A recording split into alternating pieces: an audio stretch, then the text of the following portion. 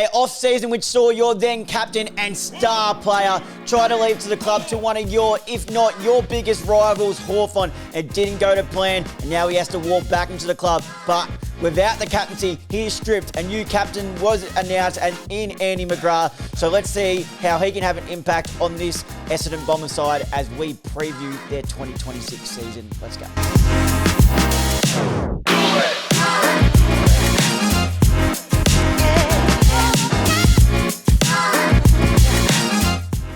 Hello everybody and welcome back to the Up the Guts channel if you are watching this on YouTube, but this will also be available on Spotify and Apple Podcasts. So hello to anyone who is listening along in their car or with their headphones on, wherever they're going for a walk. We are previewing this 2026 season of the Essendon Football Club. If you haven't already, make sure you go back and watch the ones we've already done. We're doing alphabetical order, so we've already done 4 teams. So Adelaide, Brisbane, Carlton, Collingwood, they are all out now. So make sure you go ahead and listen to those.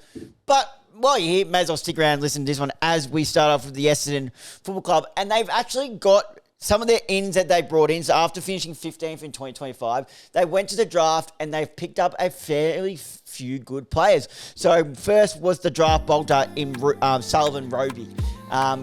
Was not even on anyone's radar, wasn't playing for any teams until halfway through last year's Talent Coach League season when he went to the Eastern Rangers and then came back an absolute man-child. Did pick up a little bit injury just before the Christmas break. Not sure what the update is there, but he'll be one to look out for. And another one is Dyson Sharp. He was picked 13 and he's just a contested bull. In and under, knows how to find the footy. The questions that clubs had on him was, would he be able to do it at AFL level? But we can't knock it because he's done it at every level during his under 18 level, whether that be for, I think he might be a Vic Metro or when he's doing it at Coach League level. He's just, I think he had the most disposals in the carnival, dominated, bull, and just found the footy. So that's one look out for. But they also brought in from the Gold Coast Suns, Braden Fiorini. And I think this is a good move because I do rate Braden Fiorini as a player. My Collingwood were interested in him. Was it last season, maybe a season ago? Played some pretty good footy for the Gold Coast Suns, but with how strong their side and young their side is now, just couldn't find a regular spot in their best 22. So I just want to pull up now how Braden Fiorini, so he's at 28, so he's going to be that mature age player. Will probably find himself on a wing, maybe a half-forward midfielder, that type of player. But I think it's a good move for Braden Fiorini because Gold Coast Suns are one of the up-and-coming teams and they're looking to play the younger players who are all stars, mind you. And a midfielder, he could come in and help some of these likelihoods and mentor these likes of Sullivan Roby, the likes of Dyson Sharp. So I think it's a good move on both parts of theirs. There's the ins that they brought in. Now let's dive in and look at the outs. All right, so some outs, so actually some notable names. Alan Davey Jr. Was the first one. Sam Draper, obviously, with his move over to Brisbane. So hopefully Nick Bryan can stay fit to take that number 1 ruck role there. Todd Goldstein, delisted. That doesn't sit comfortable with me at all, that Todd Goldstein has the delisted next to his name. He should have been able to retire on his own wishes, but he has taken pretty much what he was doing in that season anyway. He has taken on a coaching role as the ruck coach of the Essendon, so he still will be around there, just not in a playing factor. But what a career he had. 345, as we pull it up here, 345 games he managed to put together, kicked 160 goals, was a decent forward when he pushed forward, could hang on to a mark, was a 2015 All-Australian, was a North Melbourne, 2015 North Melbourne, was it 2015? Go back.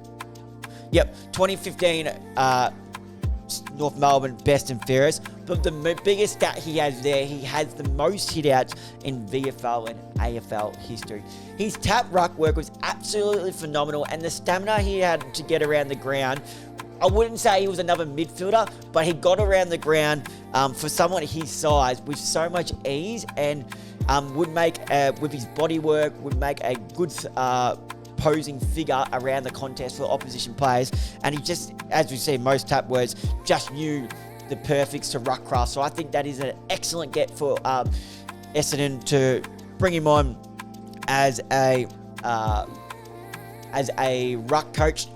There to help the likes of Nick Bryan coming through and all the other ones coming through as well. Another one we saw, Ben Hobbs. I think it was 2024 when Ben Hobbs was having a regular spot in Essendon's midfield side, in their starting midfield. And then he just kind of fell away. They started playing him at half forward. And then was delisted. Now, I think he still has something to deliver. I don't believe a club has picked him up as of yet. But I still think Ben Hobbs could be of a value to a AFL player. I think he's still an AFL level player. So it'll be interesting to see if anything happens there. I don't think anything's happened as yet. Jane Laverde was delisted, but then picked up by the GWS Giants. Lumen Lual, who we saw a little bit, a dashing half-back, was also delisted. Played a little bit towards the back end of last year, obviously trying to move on for something. Jai Menzies was one of those players who was that 24th player, would just come in and then be the first one out as well. Played as an intercept defender, played as a tall forward. He was delisted. Dylan Shield was delisted. He probably had one of the biggest downfalls of a career that we have seen for a while, in my opinion. Dylan Shield, at his absolute peak, was a superstar and could have really been anything. 234 games at 93 goals. He's a 2017 All-Australian. And he was on the peak of being one of the top midfielders in the competition. I don't think that's a stretch to say. He has the perfect body and shape build for it to be an inside player, but he also has that power in his legs to burst away from a contest on the outside. He was the perfect midfielder to take apart and become one of the top midfielders in the comp. And I don't know what's happened, whether he had relationship problems with coaches, whether his preparation wasn't right to it, but he was going to be one of GWS Giants' top midfielders, and then he's gone down like that. Had a good 1 or 2 years at Essendon, and then from then on, hasn't really fired a shot. So he'll be a what-if story. By all means, still managed 234 games, but geez, it could have been so much better. He's had so much potential at the start of his career. So that's one that we'll look at, and Oscar Smart was also delisted. So there are the ins and outs. Now let's have a deep look into their list and how they look at across the park. Let's go. Right, so on their list here, the Essendon Bombers, they've just got the 3 key defenders. Zach Reid, who I was very critical on, has a lot of talent but just can't get his body right. And that patch where he got his body right, he was absolutely showing the talent and backing it up and showing us exactly why Essendon took him that high in draft pick and why there's so much wraps around him. But again, his body broke down again. So hopefully he can get back in and get his body right. And that's the exact same with the next... I was going to say with another player, but he's listed as a normal defender. My apologies. Ben Mackay. Now, I don't know what to think of Ben Mackay. I think we overrated him. He's just a lockdown key defender. There's differing opinions. I think there's no doubt he's on too much money, but key defenders don't come around so often as someone who can just play their role. And I think at times critics have been harsh on Ben Mackay. I don't think he's been as bad as what some people say, but do not allow him to kick in that back 50 because, geez, does he make me nervous. I can only imagine being a Bombers fan. And the other one is we saw to the back end of the back half of the season, Lockie Blankiston, and I don't mind the look of him. Now, I've been told his actual preferred position is as an agile ruckman who can get the ruck work, but then follow up and become like another midfielder and get around the ground. Could that be a look to go with, as they've only got 2 ruckmen named down there? So possibly that could be a way to look at. But key defensive stock is another that they need to look at. So it'll be interesting to see how they play Lachlan Blankenstein in 2026. Right, defenders. So they've got Andy McGrath, who's the new skipper. So well done to Andy McGrath there. I think he's the perfect person. Has leadership written all over him. Jordan Ridley's another one, hoping he can keep his body right. Lewis Hayes, another one we saw at the back end of the year, but then I believe he did a injury as well, an injury to the back end. So hopefully we can see him again. Has plenty of potential as an intercepting defender down there.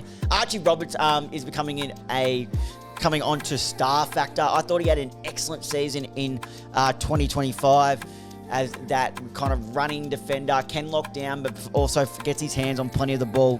Jackson Pryor, I thought, was actually pretty good after coming across from the Brisbane Lions. Couldn't find a regular spot at the Lions, and I thought he just did his role. Had some moments that you'd like to forget, but I thought he did his role and was pretty decent for the Bombers and locked down a regular spot in their 22 in their back six. Mason Redmond,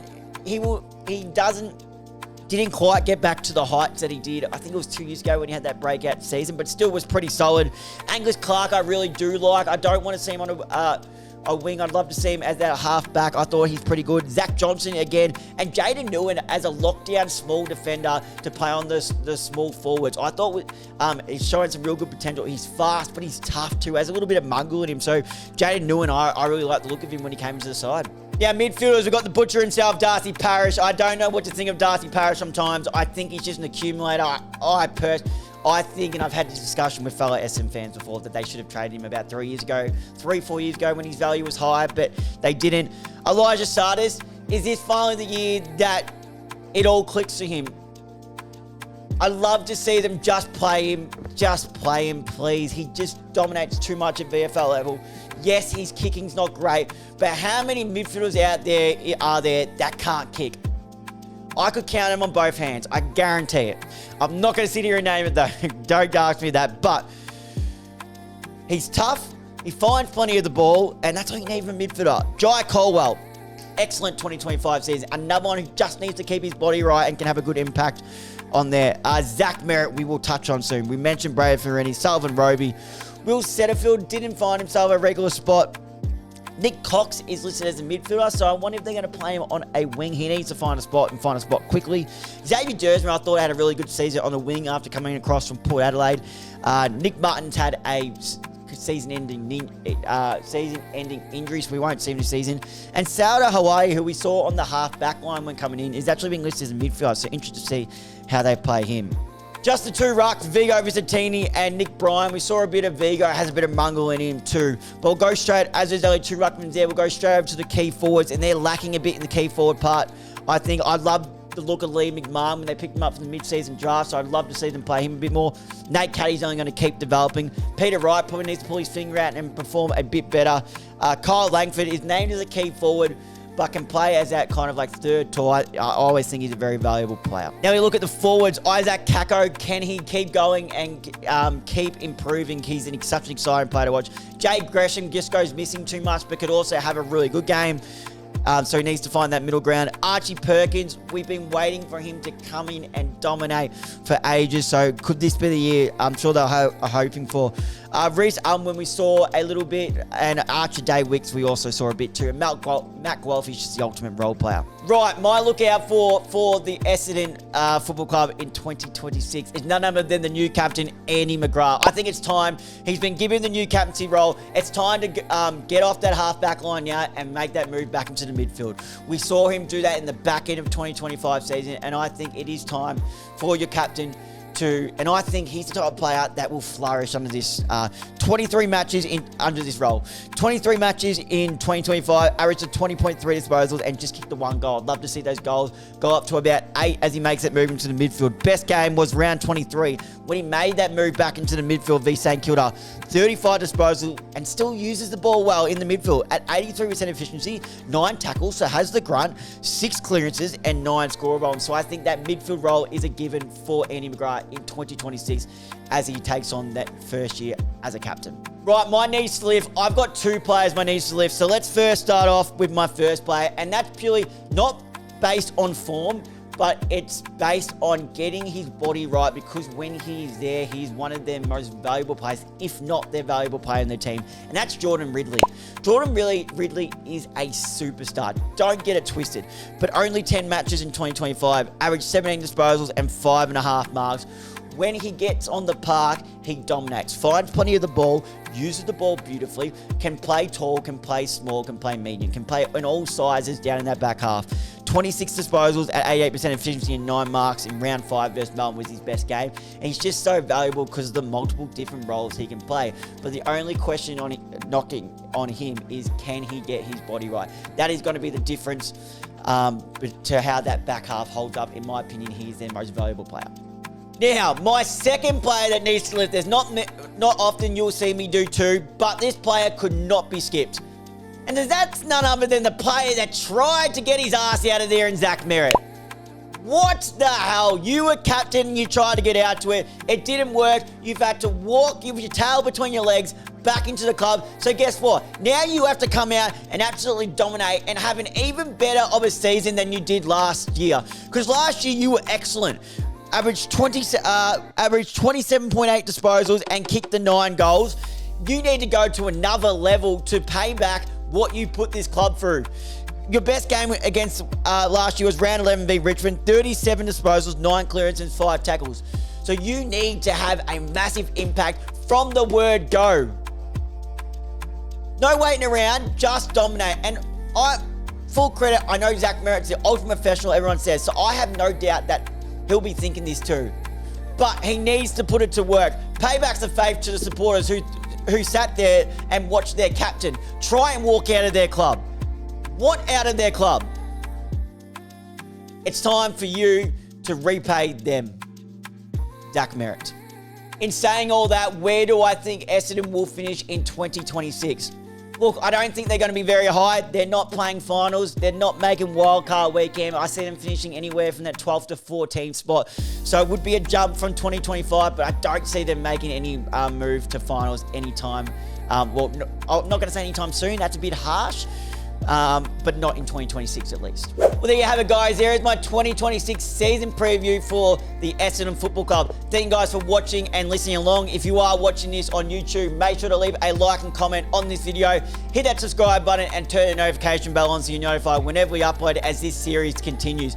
If you're listening to this via Spotify and Apple Podcasts, make sure you leave a like and comment on this episode. Hit that follow button, turn the notification bell on so you're notified whenever we upload. Share this off to a fellow Essendon fan or someone who's just itching for the footy season to be back. And please, guys, remember, most importantly, leave a 5-star rating on this show if you have been enjoying this show and this series, as that does help push the show out there to newer listeners. Thank you guys for watching and listening along. And until next time, I'll see you guys then.